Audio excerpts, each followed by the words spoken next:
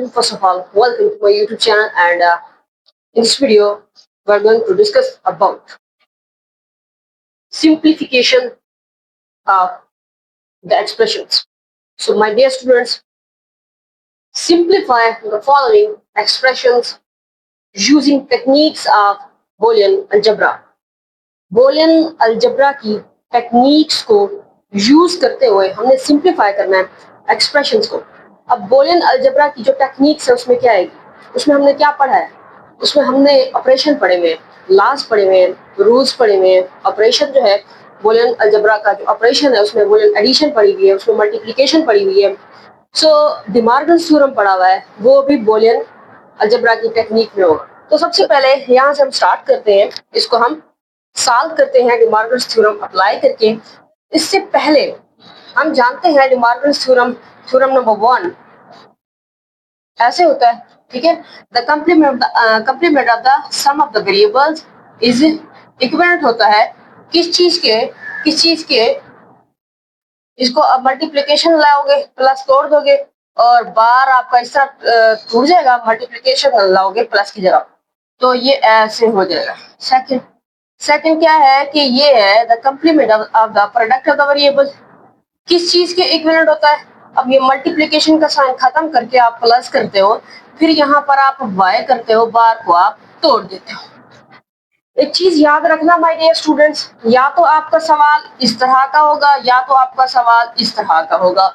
कभी भी ये मत सोचना कि सवाल उसने इस तरीके का दिया हुआ है या इस तरीके का दिया हुआ है.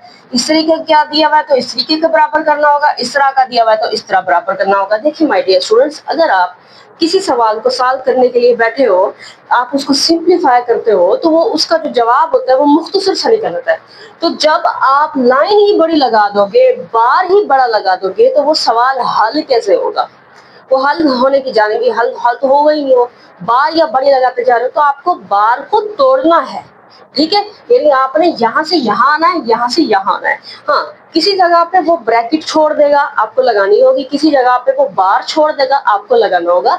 आपने सवाल को इस नोयत में लेके आना इन दो सिचुएशंस में, ताकि फिर इसको इस तरह के हम तोड़ सकें और सॉल्व कर सकें. अब ये है मेरे पास ए बी सी, इसका बार प्लस डी का बार प्लस ई एस. ये सवाल है मेरे स्टूडेंट्स, ये समझ लोगे तो उसके बाद हम नेक्स्ट फिर वो कहेगा आप एक्सप्रेशन को स्टैंडर्ड फॉर्म में लेके आओ, एसओपी एक्सप्रेशन फिर हम नेक्स्ट सेक्शन में देखेंगे. ठीक है जी. ये मेरे पास है जी सवाल, इसको मैंने क्या करना है, हल करना है. डी मॉर्गन्स थ्योरम मैंने यहाँ अप्लाई करना है.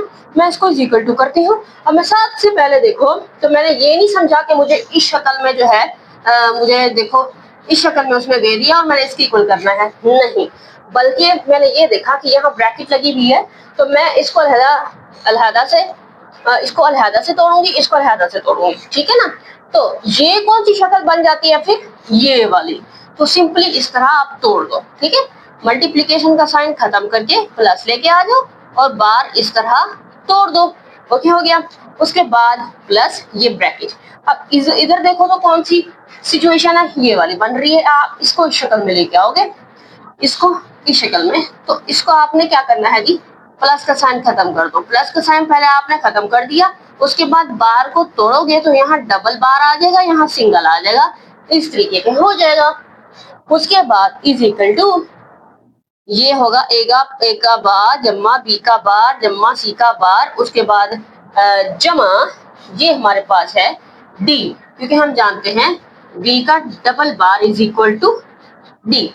ओके, और ये हो जाएगा ई का बार. मजीद इसको सिंप्लीफाई कर सकते हो, नहीं तो ये इसका क्या हो जाएगा, जवाब हो जाएगा. ठीक हो गया. नेक्स्ट है ए जमा बी ब्रैकेट है, फिर इस तरह, और ये सी यानी यहाँ पर भी है ऐसे. अब आप देखो कि यहाँ मल्टीप्लाई हो रहा है, तो ये वाली सिचुएशन है जी, इसको इस तरह तोड़ोगे आप. इज इक्वल टू करो, पहले सबसे पहले A plus B as it is लिखकर आप क्या करना है, यहाँ प्लस लेके आना है और यहाँ सी करना है. बार तोड़ देना इस तरह से और इस तरह से. ठीक हो गया। अब मजीद इसके ऊपर जो है, इसके ऊपर ये वाली सिचुएशन बन गई। इसको मजीद क्या करेंगे, इसको खत्म कर दो, प्लस को बार तोड़ दो ऐसे, उसके बाद जमा सी का बार। अब मजीद इसको सिंप्लीफाई कर सकते हो? आई थिंक नहीं। तो ये क्या है, इसका जवाब है। ठीक है माय डियर स्टूडेंट्स। अच्छा, अब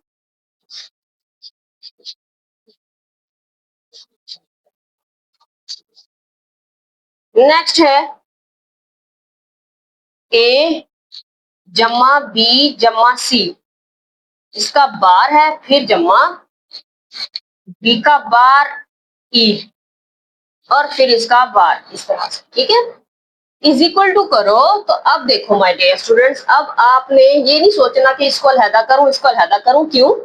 क्योंकि यहाँ पर उसने ब्रैकेट तो नहीं लगाई हुई। यहाँ पर अगर मैं इसको इस तरह से लिखती हूँ, ए जमा बी जमा सी जमा डी का बार ई, और इस तरह से कर देती हूँ, तो इस सिचुएशन में भी डी के ऊपर डबल बार है, इस सिचुएशन में भी डी के ऊपर डबल बार है, बाकी सबके ऊपर इस सिचुएशन में भी सिंगल बार है, इस सिचुएशन में भी सिंगल बार है। तो उसने क्या किया, यहाँ से बार तोड़ा हुआ है हमें कंफ्यूज करने के लिए। हमने या तो सवाल को इस शक्ल में लाना है, या तो इस शक्ल में लाना है, और इस शक्ल में नहीं ला सकती क्योंकि प्लस आ रहा है बीच में। तो इस शक्ल में लाना है, तो यहाँ पर बार जो उसमें तोड़ा हुआ था हमने कंप्लीट कर दिया। अब सिंपली इसको इस तरह तोड़ेंगे।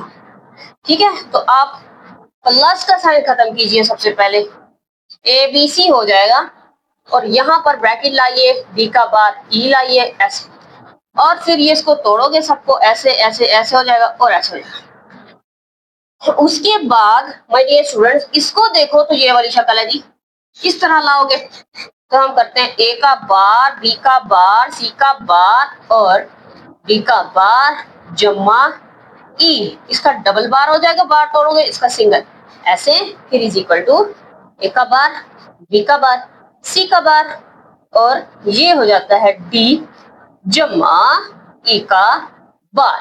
तो ये जो है माय डियर स्टूडेंट्स जवाब हो जाएगा। ठीक हो गया। अच्छा, next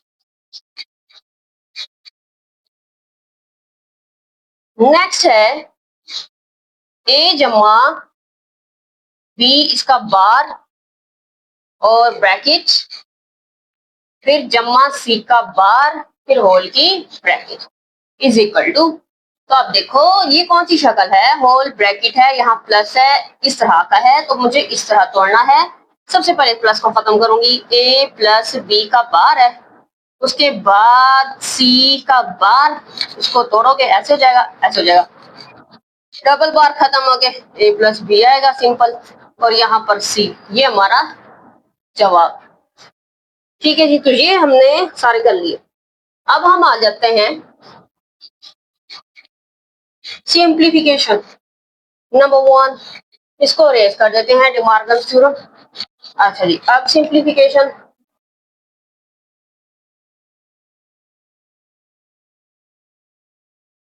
so my dear students, हम सिंपली क्या करना है, ये मल्टीप्लाई हो रहा है, मैं इसको मल्टीप्लाई कर रही हूँ क्योंकि ये जो है डिस्ट्रीब्यूटिव लॉ यहाँ पर लगा हुआ है।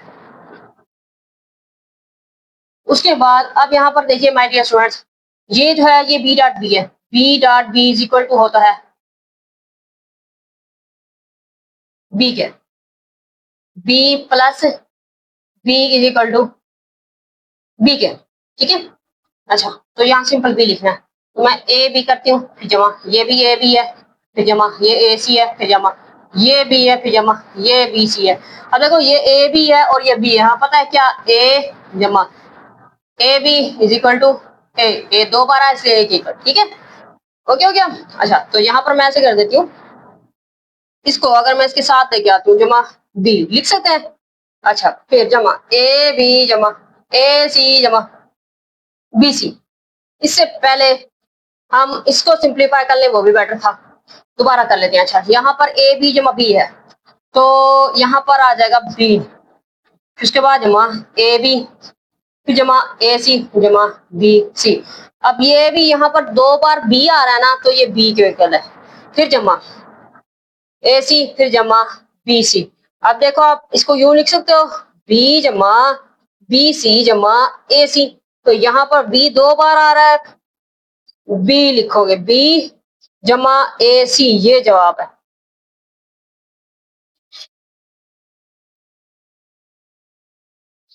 नेक्स्ट,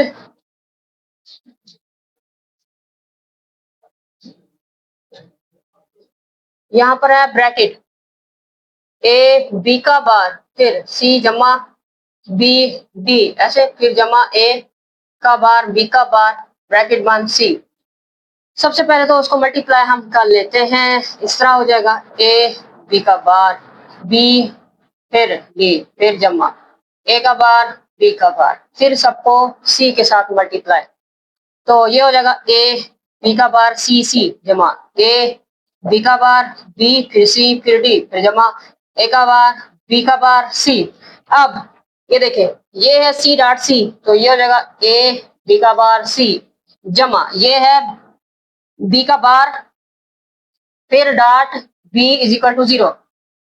अगर बी का बार जमा बी होता इज इक्वल टू 1 होता, तो ये 0 है, सारी टर्म 0 जमा ए का बार बी का बार सी, फिर ये आ गया ए बी का बार सी जमा ए का बार बी का बार सी।